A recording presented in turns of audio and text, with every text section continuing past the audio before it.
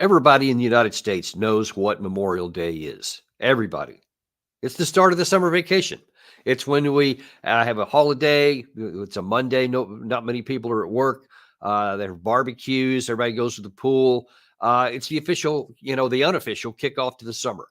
Well, I mean, that's what it practically is. And some Americans are aware there's something to do with the military, though most of them are really uncertain the difference between Memorial Day and Veterans Day. And everybody always says thank you for your service to anybody they know who've been in the military. And this is not any kind of a ding on anybody. I understand why they don't understand, which is which and what the difference of them is. But because I am a veteran and I understand what this day is actually supposed to be, I wanted to do a deep dive today to explain, first of all, what Memorial Day actually is, why it's important, and why we need to keep a focus on what this day means as opposed to some of these, the Veterans Day, et cetera, because it is important to distinguish, and it's more important than you may think. And that's what we're going to talk about here today. First of all, this holiday actually goes back quite a long time. The first one was on May 30th of 1868. So just after the end of the Civil War, and it was actually designed. The first one was called Decoration Day, which was where you remembered all the fallen from the Civil War, because there was, as many of you may know, there's 650,000 Americans were killed, and no one even knows for sure how many were wounded and suffered other PTSD, which wasn't even a recognized thing back then. But the people that remembered then the fallen who died in their cause, I think was the way they put it then. They didn't want to say one side was right or wrong in the initial days. They just said so many died in the service of their cause and the country as they saw it. And so they would go to the gravestones to decorate them with flowers and flags and those kinds of things, to remember the sacrifice and the cost of war.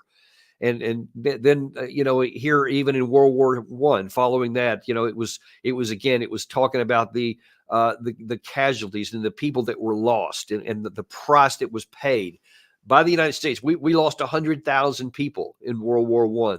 And really only about 6 months of fighting. The casualty rate was extraordinary. And only because the war ended so quick did we not have some of the same levels of casualties as some of the other European contingents like France and Britain, and certainly Russia and China and Germany. Not China, sorry, but Germany and Russia. Many other people suffered in the millions of casualties, but ours were pretty profound. So we have a Memorial Day to remember the fallen and the family members of those who were left behind. Then, of course, World War II came along, and when we had 400,000 people who were died in the service of our country. And listen, it's especially when it's coming after a war like that, where you had such high casualties. Everybody understood it. This wasn't something they were celebrating by going to the pool and all that back then. This is something they really did in those days after the war, really focus on the price that was paid. Because, a lot of people are so eager to get into wars today, but back then they weren't. And in fact, in the first few years after World War II, people saw the nuclear bomb. They realized how devastating that was. Almost everybody knew somebody in the United States who either had lost somebody or somebody had been hurt in the war, or somebody who had fought and experienced it and came back. And people were not interested in a hurry at all to get into wars. And in fact, everything was done about trying to prevent wars. And one of the points that always sticks out to me is in 1956, when the Soviet Union invaded Hungary. They sent tanks into the country because Hungary was, tired of living under the oppression, and they were talking about wanting to put off the yoke of the Soviet Union. And so the Soviets sent in tanks. And of course, that was against what most of us in the West think is the right thing to do. Nobody likes when another country is invaded, and many people wanted to do something about it. But the leaders of the United States recognized that we were not about to get into another war just barely a decade after losing 400,000 in the World War II, knowing that with nuclear weapons, it could just be catastrophic beyond that. And it could literally end the country. So people recognized that. And that's one of the things Memorial Day did back then and what it's supposed to do now. And especially for somebody like me. Look, I served a little over 20 years of active federal service. I had 4 combat deployments. And Gary's going to roll a clip here. These are some of the images that either were taken of me during my 20-something years in the service, or pictures that I took during my combat. Like this is one. This is one in Desert Storm that that I'd taken of one of the enemy tanks that we took out. Those were one of ours right there. That was another, and that was one of my fellow platoon leaders there. And there was guys in our battle group that were killed and wounded, and so Memorial Day was always a real thing for me. And it should be something real to people in our country today. And one of the things that I'm concerned about is that we have too little understanding of the cost of war. And since we've gone to the all volunteer service after Vietnam War, the country didn't want to, force people into signing up and then go into fighting these wars. And there was so much opposition to it. And so they went to this all volunteer force. Well, that does mean that, nobody goes unless people like me volunteer and sign up to defend their country. But it also means that the general population doesn't have much exposure to what's going on in warfare. And so today you have only these small number of people that go, that sign up. And less than 1% of our population have even served. It's really quite small. And so that whole burden goes on to a lot of people. And look, here's part of the problem is that, and it sounds almost counterintuitive that it's a problem. But if you've been to any football game or basketball game, baseball game in America today, almost at any level, at some point you're likely to see somebody say, hey, and for all those veterans out there, let's wave our hats to them as they do here at the Nationals Park and the Washington Nationals baseball team. Or they'll, say at football games, they'll bring out some veterans and they'll say something about them. And there's always, hey, all the veterans, stand up and they'll wait all the time. Thank you for your service. Of course, you hear that all the time. Well, it's nice for the veterans to hear that. So I don't want to demean it, but there's a darker side to it, because what it does is it basically turns the veterans into an object. It objectifies them, and they're like, yay. It's like pat them on the back. They're brave. They're heroes. They're, they save our country, and all that kind of thing, elevating it and making it something that's noteworthy and proud, etc. But listen, folks, war is not something to be proud of. It's not. It's something that sometimes in the course of human events must be done to defend your country, to keep the civilian population safe. That's why I signed up. That's why most people I know signed up. That's why most people today do the same thing, because they care about our country. They want to see the people live safe and prosperous and free and not have to worry about fighting any wars or anybody attacking us. But we have gotten too comfortable with it.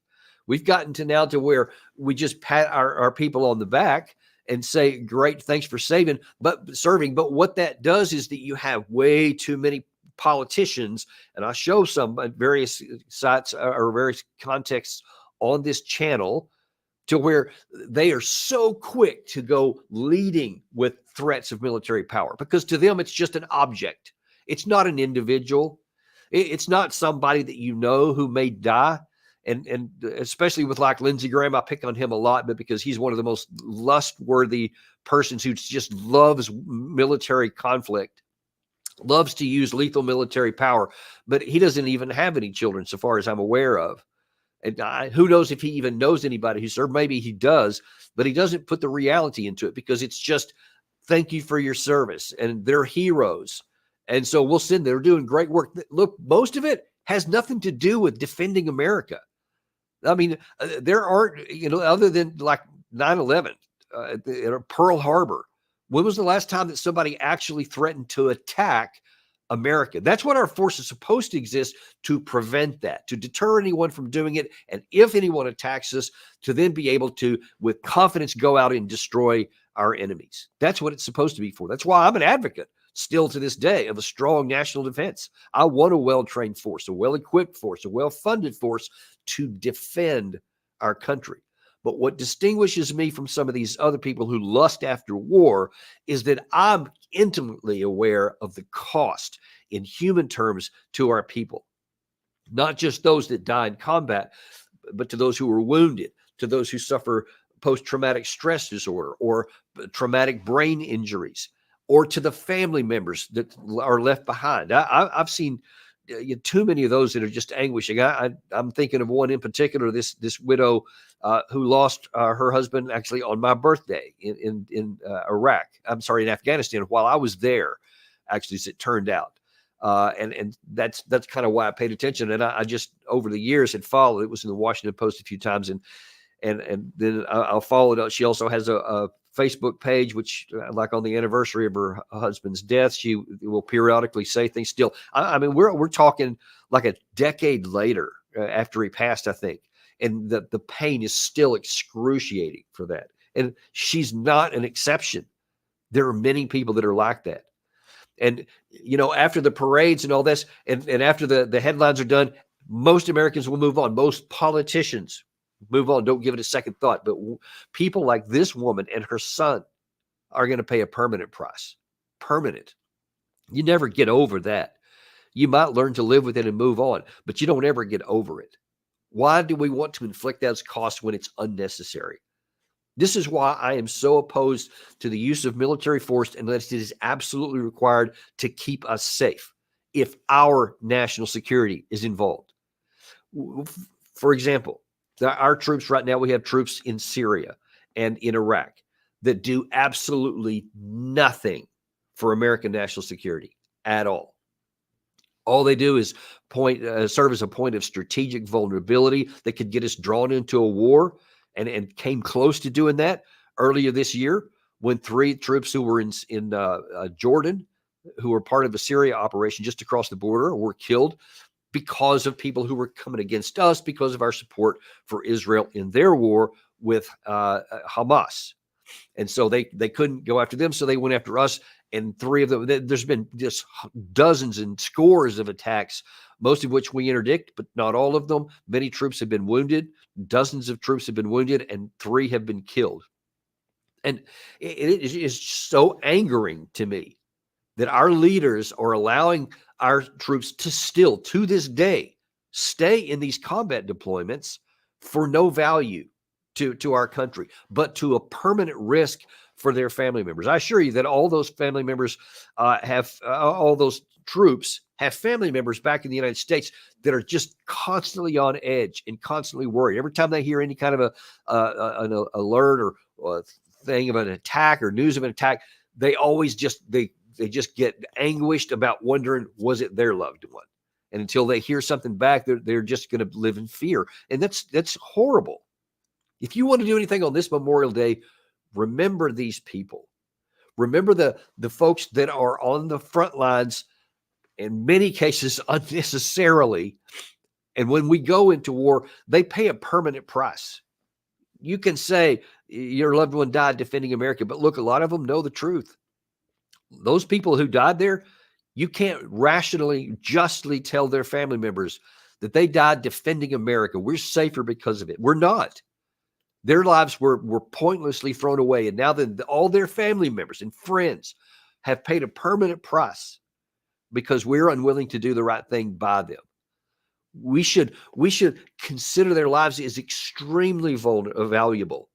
And that we would only put their lives at risk if it is absolutely necessary to defend America and our interests. That's what we ought to do.